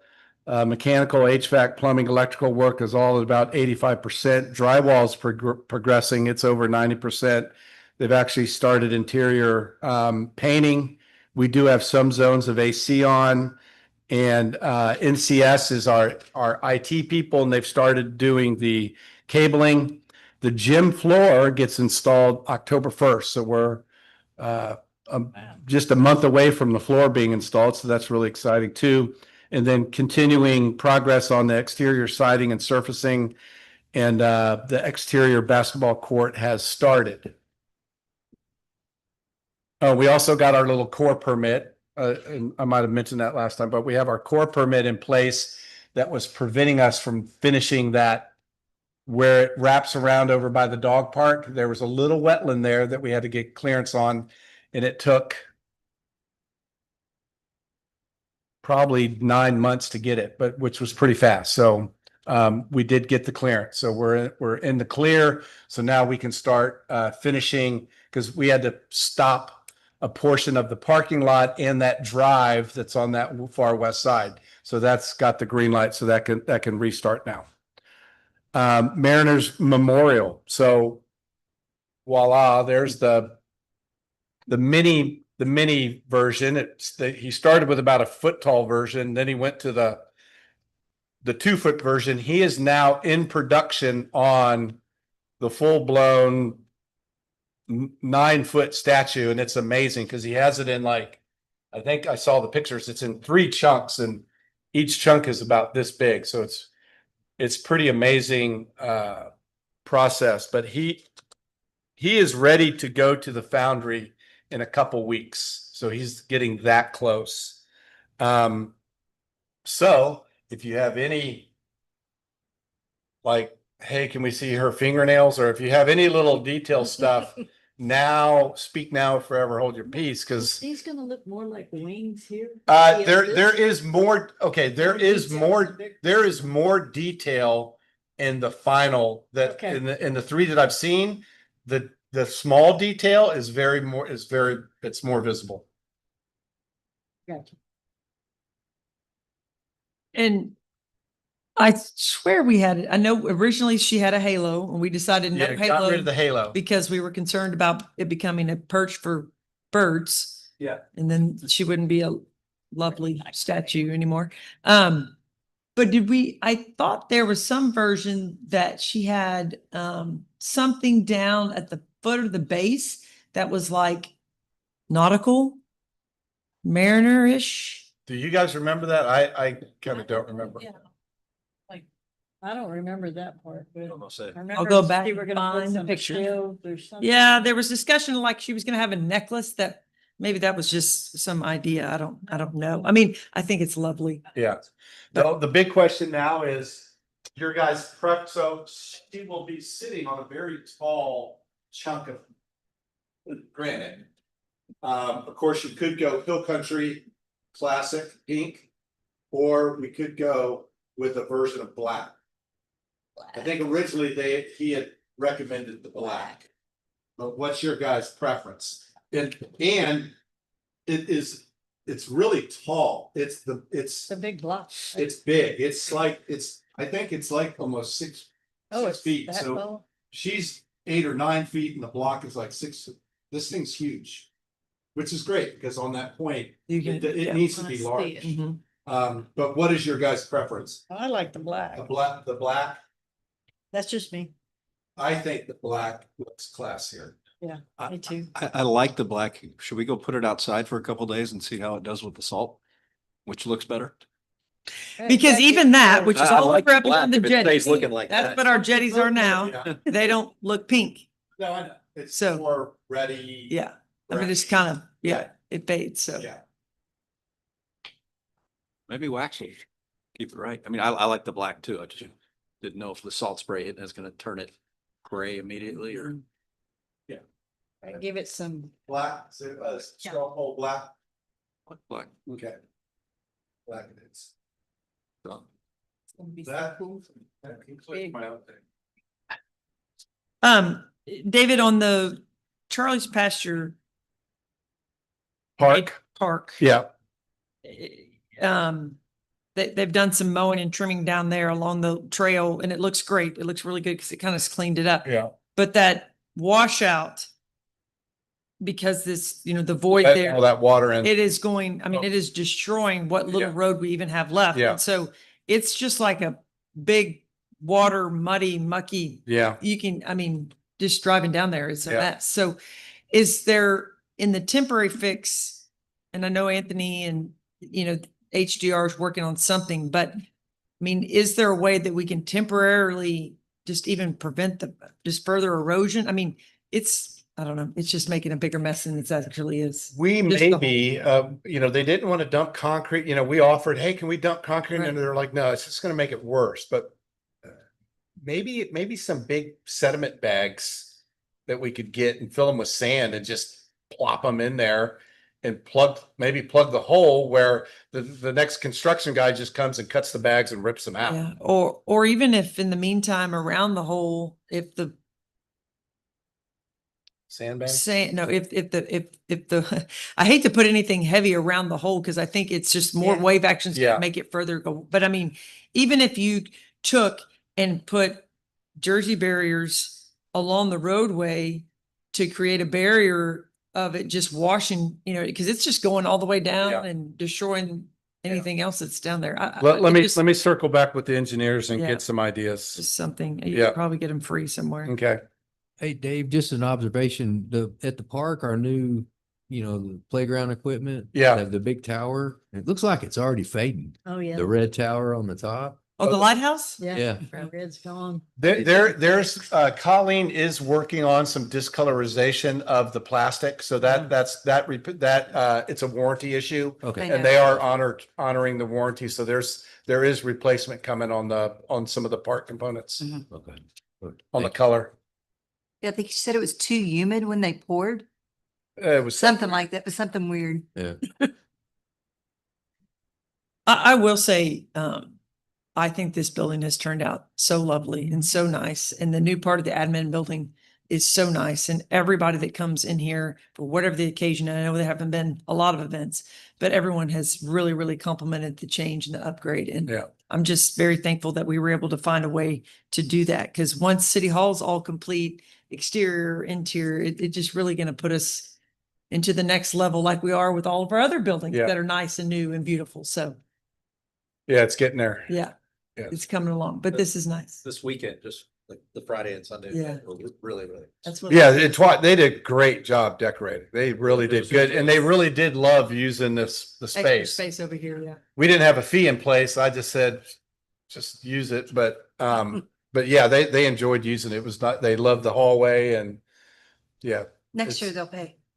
Well, everybody, Do a gold carousel. Yeah, they left us a gold Yeah, carousel. the chair part. It's still there. It's still there. Yeah.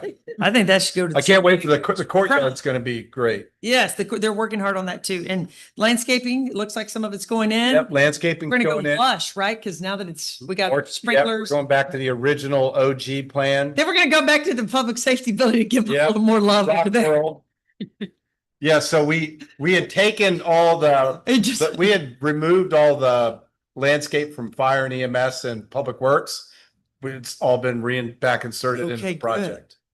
Looks a little Yeah, sterile over but there. police is SOL. Yeah, something. Okay, but it does look great. So great job. I know it's for you guys who are here every day working in this kind of environment, it's tough, but it's all going to be worth it. All right. Next is our staff reports and we'll start with Darla. Talked a lot. If you want to go, you have your stuff in your packet. If you want to go over any of the individual funds, we can. But I just wanted to go over the hot tax for the month. We were up almost 14%. And that is for stays in June. Kind of gave you a sneak peek of July. I think it's going to be better than that. So we're sitting at 19.2% up for the fiscal year. Sales tax was up 18% for the same period. We're up 9.6%. We've sold 6,659 golf cart plates as of July 31st, compared to 6,328 last year. Harbor's up 4% for quarterly rentals, 8.7% for daily. Like golf carts. A lot of golf cart plates. A lot. I had to order more. They had to print more because I had estimated, I think I estimated 6,300 numbered plates. And I had to order more. They're in, ready. Okay, any other questions for Darla on the accounting? Okay, development services, Ms. Boyer. Thank you. Thank you.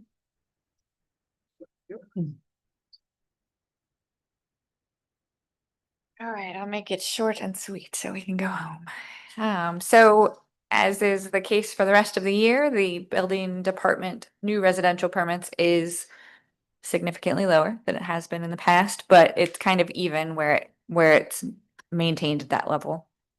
Our year to date, as of right now, is 36 issued permits with another 5 still in review. Code enforcement cases, we've opened 29 cases this month. She wrote 4 citations. We've started tagging quite a few more vehicles and getting some resolution on those. Our short-term rental program, we are up from the same time last year by about 100 permits. She has issued also 4 citations. She has several on payment plans. What I've noticed in the hotline activity, this actually includes both the month of July and August in here, so that number is higher than it normally is, but she included both of those months. But we are starting to see a little bit of an uptick on the complaints to that hotline. And then at the bottom, I've added our food truck program. We do have one that has fully gotten their license, their health permit from the state, has gone through our program of registration and getting their site plan authorized. And so they are currently running legally in the city of Port Aransas at the swing bar, the beer hut. Yeah, Good. we've heard nothing but good things from them. So so far so good. Everything's running really smoothly. We've talked to Spoonbill Bay, who wants to put some food trucks there, so they're beginning the process for that, and as well as the gentleman that ran the pizza truck that was previously at the county portion of the beach, and so he's starting his process. I've gotten a lot of phone calls over the last few weeks. People just trying to find out some information. So I expect that number to increase even though the season's over, but not really significantly. That's all I've got.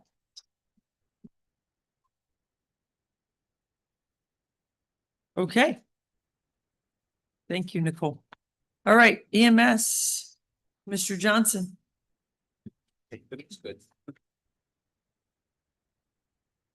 Okie dokie, let's see here. So we'll go over the report first. Let's see here.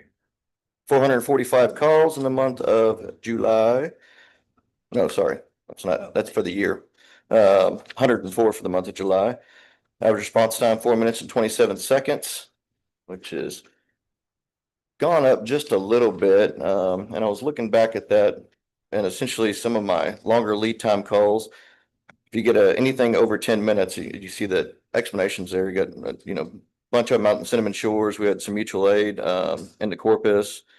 We had that the gunshot at pole 32, but we were on standby for that, so we weren't technically on scene. So that extended some scene times.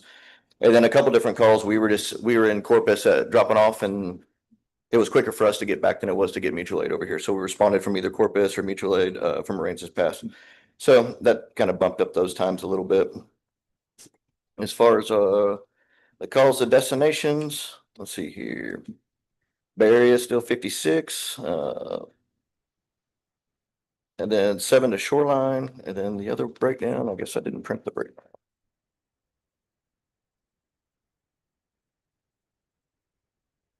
Now 11 other calls, but they were to the between Rockport and through Portland. And so that was as far as the monthly report. I did have a couple other little pieces of information. So since we started doing deployments, I've officially done all of our reimbursement packets, and we're at $74,000 that they're due to reimburse to us since January. So that's pretty good.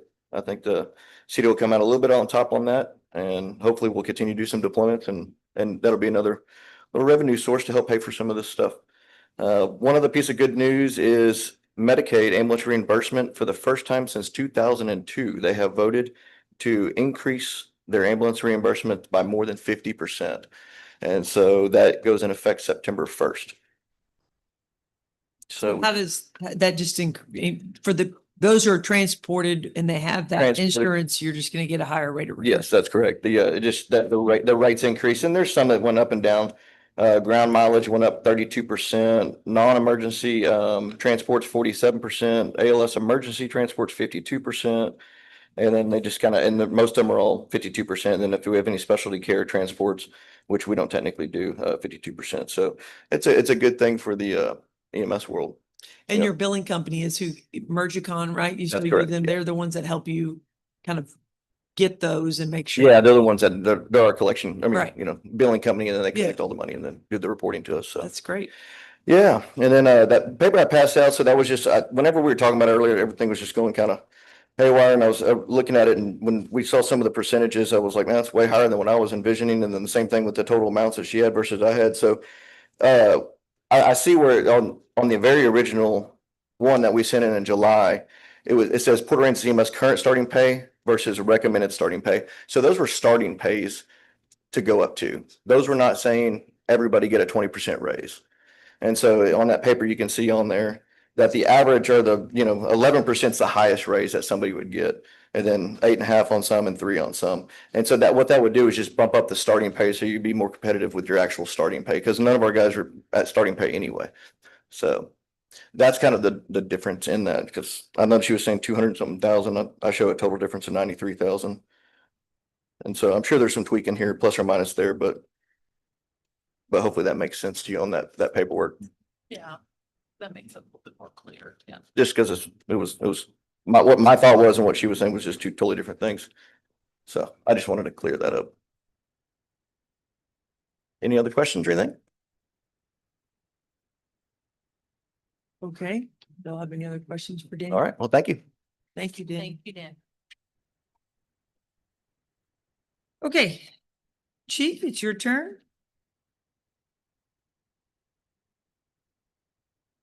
Good evening, everyone. I will try to keep this as brief as possible, so. So this is a summary for July. We responded to 2,700, just over 2,700 calls for the month of July. Dispatch answered almost 1,300 911 calls. And they dispatched the 2,714 calls for the PD, 30 for animal control, 31 for precinct 4. 176 for EMS, 28 for fire, 35 for parks and wildlife, 55 for lifeguards, and 35 for DPS, and 11 utility call. We arrested a total of, that's a typo here, it should be 105, not 102. I forgot to correct that when I was generating this. And you can see kind of some of the breakdowns that we have there. Alcohol related offenses are definitely in the lead, especially with all the MIP that we seem to be getting here lately. The municipal court had 1,163 charges filed with them for the month of July. And we had 58 minors in possession of alcohol, tobacco, and or drug related offenses. And we did had 26 golf cart citations. As of July 31st, we had 27 sworn and 7 dispatch full-time authorized, and we have 1 open dispatch position and 5 open patrol positions right now. So for some significant events, we've got, starting off July 1, we had the vehicle in the ship channel, the pickup that was doing donuts down there by the jetty and plopped off into the ship channel. And after we pulled it out, we figured out that it was stolen out of San Antonio. So the guy's been charged with a litany of different charges there. But that was the way we kicked off the month, was that vehicle there in there. Then July 4th weekend, July 3rd, a little after midnight, we had officers that were at a Whataburger parking lot with a loud music call. When somebody came up to one of our guys that was working it and said, "Hey, there's a kid in the restaurant that's displaying a firearm." The young man came out of the restaurant as we were starting to make the way over there. He was identified by the complainant. We contacted him and he had a loaded handgun on him along with some drugs and some other stuff. So he went to jail. And then, of course, on the 4th of July, we had the beach shooting. It was a 17-year-old male. He'd been involved in an altercation at, I think it was around 32, 34, somewhere in that area on the beach. It's a large group of them. He had a confrontation with a couple of guys in the crowd. One of them just pulled out a firearm, hit him in the head with it, and then opened fire. We did get some video of not the actual shooting, but you can see where he starts firing. And there was probably 5 or 6 rounds that were fired.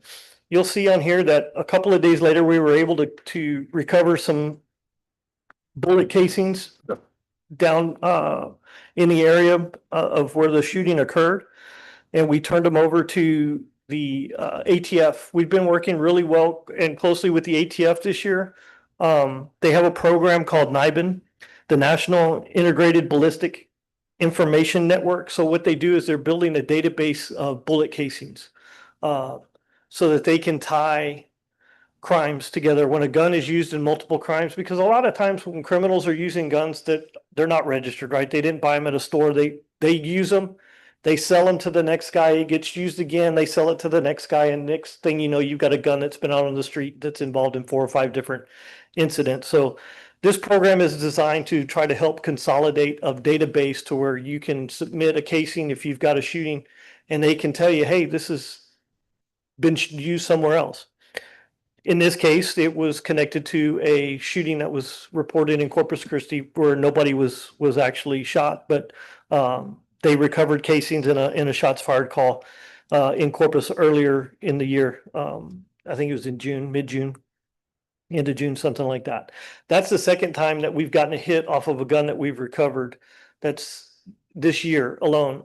The shooting during spring break, when we recovered those casings from the scene, out of the suspect vehicle, we were able to test fire and turn the casings over to the ATF.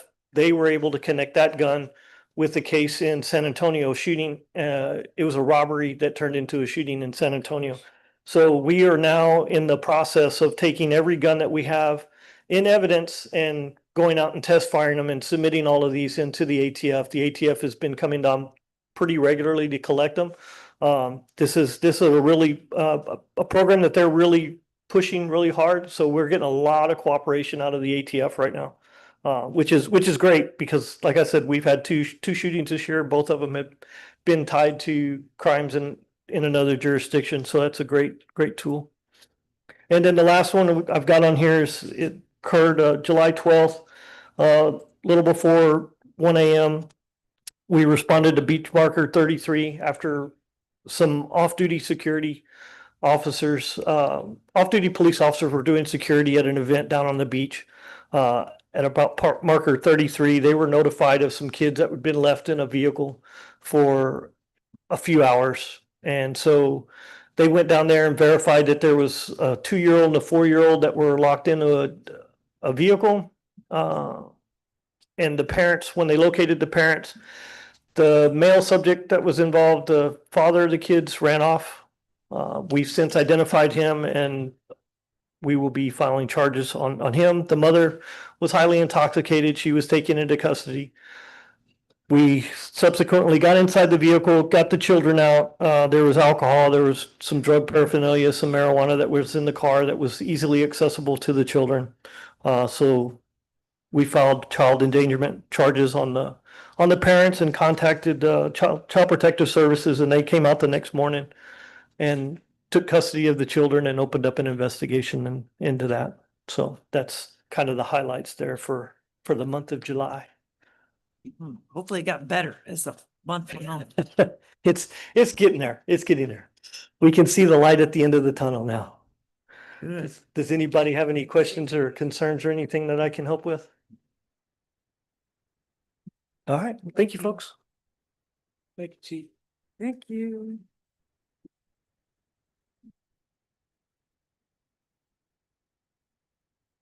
Okay. Item 10, city council comments and items for future consideration. Okay. Hearing none, we are adjourned.